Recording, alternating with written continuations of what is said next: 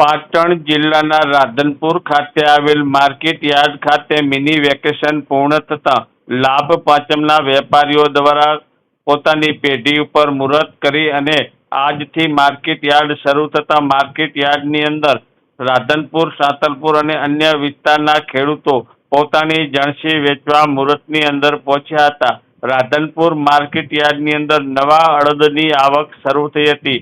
Radhanpur market યાર્ડની અંદર 800 થી 1500 રૂપિયા સુધીના 20 કિલોના અડદના ભાવ પડ્યા હતા. રાધનપુર માર્કેટ યાર્ડ ખાતે નવા અડદની આવક શરૂ થઈ તો માર્કેટ યાર્ડ ખાતે મિની વેકેશન બાદ આજે રાધનપુર માર્કેટ યાર્ડ શરૂ થતાં પોતપોતાની જણસી વેચવા માટે મોટી સંખ્યાની અંદર ખેડૂતો પહોંચ્યા હતા. માર્કેટ યાર્ડના વેપારીઓ દ્વારા પોતપોતાની પેઢી ઉપર આજે મુહૂર્ત કરી અને વિધિ વિધાન અનુસાર 10 દિવસના મિની વેકેશન બાદ રાધનપુર માર્કેટ યાર્ડ આજથી શરૂ થતાં ખેડૂતોની અંદર ખુશી જોવા મળી હતી. 10 દિવસના મિની વેકેશન બાદ આજે મોટી સંખ્યામાં ખેડૂતો પોતાની જણસી વેચવા માટે રાધનપુર માર્કેટ યાર્ડ ખાતે પહોંચ્યા હતા અને માર્કેટ યાર્ડના વેપારીઓ દ્વારા આવેલા ખેડૂતોને મીઠું મોઢું કરાવી નવા વર્ષની નૂતન વર્ષ અભિનંદન પાઠવવામાં આવી હતી. તમામ વેપારીઓ દ્વારા માર્કેટ યાર્ડ ખાતે મુહૂર્ત કરવામાં આવ્યું હતું અને આજે